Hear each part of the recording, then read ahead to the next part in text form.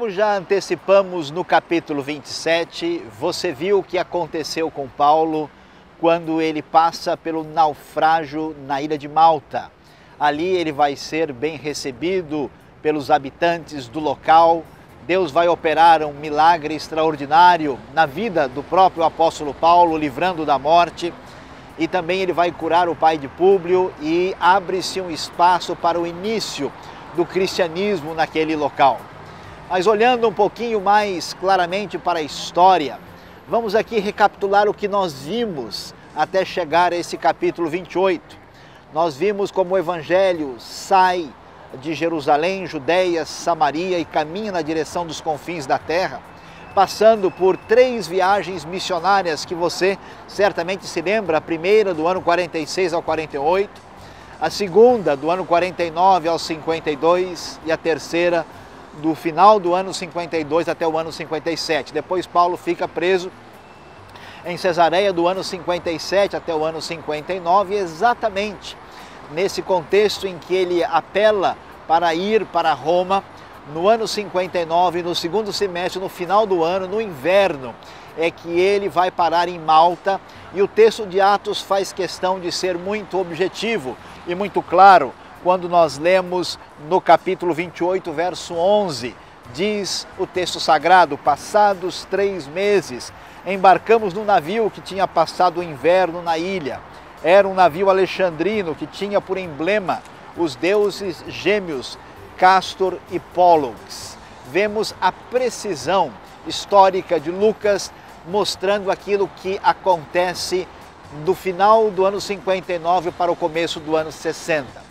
E Paulo então vai chegar aqui na cidade de Roma e vai ser colocado numa prisão, essa prisão domiciliar, no desfecho do seu ministério aqui na cidade de Roma, onde ele também vai escrever cartas tão conhecidas como Colossenses, como Filemão e também a carta aos Efésios. Mas vale a pena observar a trajetória. Paulo sai de Malta. Olhando na Bíblia, o texto nos mostra que ele passa por Siracusa, ao sul da Sicília, sobe para Régio, chega a Puteoli, Praça de Ápio, 3 Vendas e finalmente chegando à capital, que era o centro do mundo antigo, uma cidade com cerca de 1,5 milhão de habitantes, uma espécie de centro de toda a realidade do vasto e grandioso Império Romano. O que nos chama a atenção é como isso vai acontecer. Parece que Deus está longe, pois Paulo está em prisões, Paulo passa por naufrágios, Paulo passa por circunstâncias terríveis, ele é preso até por uma acusação injusta. Diversas decorrências negativas podem sugerir que as coisas não estão sob o controle, mas é muito claro que o objetivo que está no coração de Paulo, que vem da direção de Deus, que o Evangelho, com a mensagem de Cristo Jesus, deve chegar aos confins da terra, ao centro do mundo, exatamente na cidade de Roma, pelos caminhos menos esperados e difíceis. Finalmente chega à capital do Império para proclamar aqui na casa do imperador que, na verdade, Jesus Cristo era o grande Senhor. Acompanhe mais aqui no Atos dos Apóstolos, Rota 66, o desfecho do capítulo 28 do livro de Atos.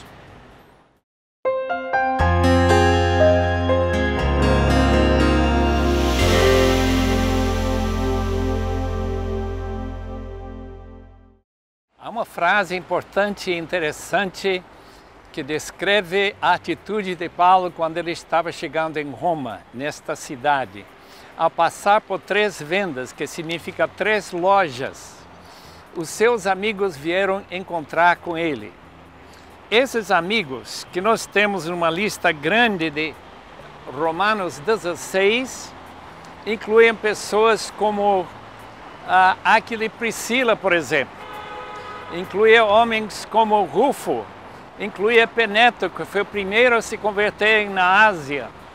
Esses amigos que moravam aqui em Roma naquela altura, e quando Paulo escreveu Romanos no ano 57, estando em Corinto, ele esperava logo chegar. Deixe-me ler o que ele diz em Romanos, 1º capítulo. Ele diz aqui: a todos os que em Roma são amados de Deus e chamados por serem santos, A vocês graça e paz. Antes de tudo, eu sou grato ao meu Deus, mediante Jesus Cristo, por todos vocês, porque em todo mundo está sendo anunciada a fé que vocês têm. A igreja de Roma foi fundada provavelmente por crentes que ouviram o Evangelho pela primeira vez no dia de Pentecoste. Esse grupo de pessoas, que são mencionados no capítulo 2, vindo para casa, de novo começam a espalhar a palavra, abrindo igrejinhas nas suas próprias casas. O resultado foi que a fé deles foi levada para todo mundo. Comerciantes vindo para cá voltaram para outras partes do império para falar da fé dos romanos. E Paulo teve uma ansiedade, um desejo profundo de chegar em Roma. Ele diz aqui que muitas vezes ele quis chegar aqui e compartilhar um dom espiritual e evangelizar nessa cidade. Ele chega a dizer no versículo 14 que ele é devedor, tanto a gregos como a bárbaros, tanto a sábios como a ignorantes. Por isso estou disposto a pregar o evangelho também a vocês que estão em Roma. Então a chegada de Paulo, tão diferentemente do que ele imaginava, ele pensando vir viajar talvez de navio e chegar assim com toda a liberdade, vem como preso e fica numa casa alugada, que foi muito importante para ele poder se encontrar com seus amigos, fortalecendo, encorajando-os e eles a ele. E assim vem também um homem como Epáfras, que vai falando sobre a igreja de Colossos. Em Colossos havia uma seita que estava surgindo e afetando a igreja, com ideias de adorar anjos, ideias gnósticas e judaizantes. Resultado, Paulo escreve essa maravilhosa carta aos Colossenses. Juntamente com Colossenses, ele escreve Efésios, através do seu secretário Tíquico. E dessa forma, nós temos no Novo Testamento livros que apareceram aqui pela primeira vez, escritos nesta cidade de Roma, quando Paulo foi preso nessa primeira vez durante aqueles 2 anos, 59 a 61. A importância da sua vinda para cá, não somente para orar para aqueles irmãos, não somente para encorajar a igreja de Roma, mas também para escrever esses livros, talvez Filemão também escrito nessa altura. Alguns pensam que Filipenses também foi escrito 4 cartas da prisão, isto é, da primeira prisão, porque a segunda prisão ainda vai se falar.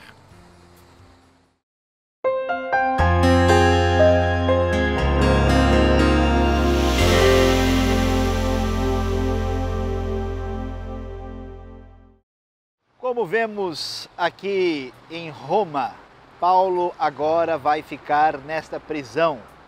Os seus acusadores vão acabar desistindo de persegui-lo até a capital do império. E Paulo vai ficar por aqui pelo menos 2 anos, talvez até o final do ano 61. E o livro de Atos vai terminar exatamente nesse ponto.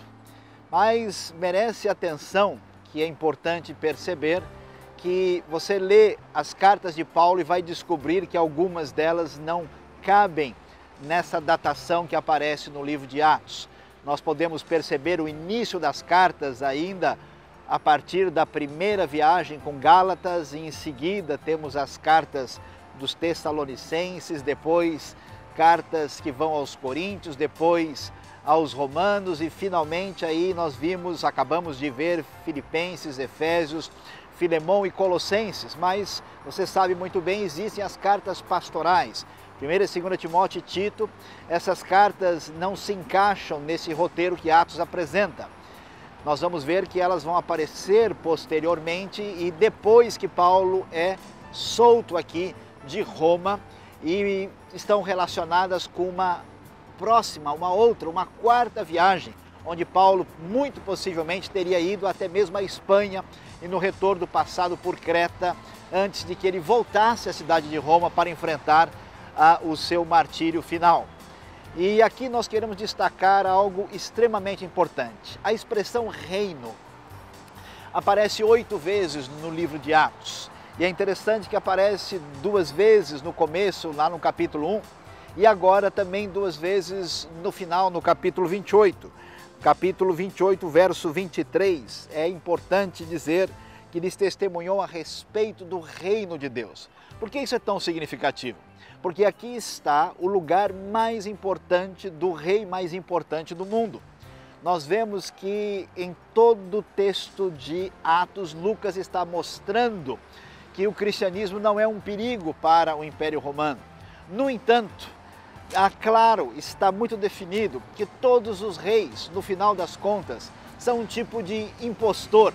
Eles não são rei de verdade, porque o verdadeiro reino se estabelecerá quando a justiça, a paz, a equidade estiverem presentes no mundo. Esse sonho com o reino surge desde o Antigo Testamento, no mundo marcado por tanta barbárie, maldade, excessos, vícios, escravidão, desrespeito ao ser humano. Desde a antiguidade, surge no meio do coração da profecia hebraica a esperança que um dia aquele que é o justo rei de verdade, aquele rei que é filho de Deus, que é proclamado no Salmo 2, ele haveria de surgir e de reinar. E é interessante e surpreendente que na casa de César, as palavras que vão surgir em Atos 28 é que parece que César está reinando. Nós podemos ver a marca do Império Romano, que matou tantos cristãos, que deixou-os à mercê de gladiadores, leões, feras, todo tipo de atrocidade que a história sabe certamente nos contar e nos repetir. Pois vamos ver aqui a grande, maravilhosa vitória e a promessa de que esse reino vai passar àquele que é rei de fato ainda e de direito, ainda que não seja rei nesse momento. Então o livro de Atos vai encerrar mostrando que esta mensagem de que um dia o Deus Todo-Poderoso, mediante a pessoa de Jesus Cristo, haverá de reinar para sempre. Esse reino que começa na nossa vida, vai mudando o mundo à nossa volta, até que haja o triunfo completo daquele, sim, que será o Rei dos Reis para todo sempre. Amém.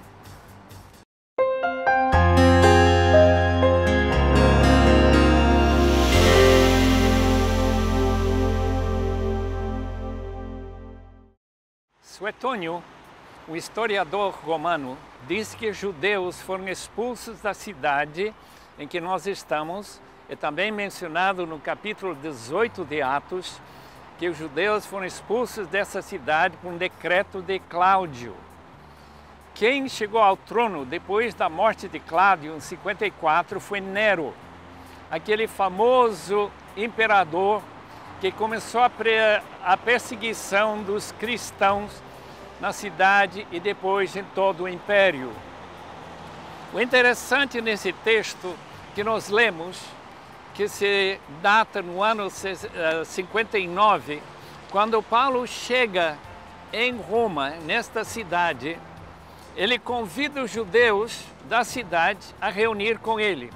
Quer dizer, os judeus já tinham voltado para Roma e estavam reunindo nas sinagogas e certamente nas igrejas, nas casas. A pergunta que Paulo vai fazer para eles, e eles vão fazer para Paulo, é por que ele foi preso? E Paulo explica para eles que ele foi acusado falsamente, versículos 17 do capítulo 28 em diante. Eles disseram, esses judeus, que não tinham recebido nenhuma carta da Judeia a seu respeito. Isso então abre o caminho para o apóstolo Paulo falar para aqueles judeus sobre Jesus Cristo como ele fazia nas sinagogas. E eu não sei quem foram aqueles judeus que reuniram com Paulo 3 dias após ele chegar na cidade. É evidente que não eram amigos dele no sentido que eles abraçaram Paulo, como também sua interpretação do Antigo Testamento sobre a pessoa de Jesus, o Messias judaico. Havia muita discussão em torno, e nós percebemos em Atos 28 que eles rejeitaram essa interpretação de Paulo. E essa rejeição da parte daqueles judeus que não se converteram foi deles se tornarem, vamos dizer, inimigos de Paulo. E o resultado foi que eles foram embora discutindo entre si como fizeram há anos atrás com a pessoa de Jesus Cristo. O que acontece nessa cidade depois desse encontro? Paulo fica aqui mais 2 anos e mais ou menos nessa época, no ano 61, 62, a situação aqui está se tornando cada vez ameaçadora. Por quê? Porque os cristãos estão crescendo. Um dia de julho do ano 64, e Paulo deve ter sido solto no ano 61 ou no máximo 62, apenas 2 a 3 anos depois, esta cidade, com Nero governando, vai reunindo os cristãos, especialmente os líderes, rolando-los em piche e pendurando-los em postes aqui em Caracalla e colocando fogo neles. Assim começa pela primeira vez a perseguição oficial, que começa de Nero, o imperador naquela época. Nero faleceu no ano 68. Portanto, sabemos que toda a tradição indica que Paulo e Pedro também foram mortos antes de Nero morrer. Se nós incluímos esta 4ª viagem que nós já mencionamos, que Paulo fez essas visitas a Creta, a Ilírico, a Éfeso, com seus amados Tito e Timóteo, então podemos entender como é que Paulo e Pedro teriam morrido antes dele numa segunda prisão, essa prisão mamertina. Paulo não podia ser crucificado como a tradição diz que Pedro foi. Ele foi decapitado fora dos muros da cidade. E tristemente e felizmente, porque ele dizia que morrer era lucro, o apóstolo Paulo chega a seu galardão e um dia eu e você vão poder vê-lo com seus próprios olhos e ouvir sua história diretamente dele.